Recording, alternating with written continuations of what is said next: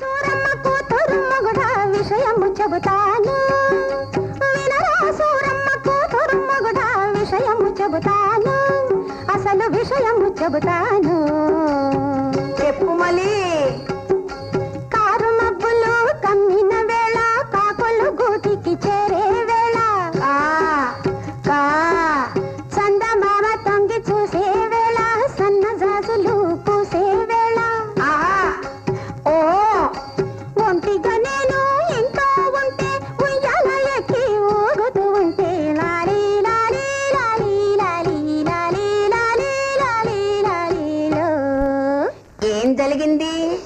తలుపు కెర్రున చప్పుడైనది, గుండె చల్లున కొట్టుకున్నది. తలుపు కెర్రున చప్పుడైనది, గుండె చల్లున కొట్టుకున్నది.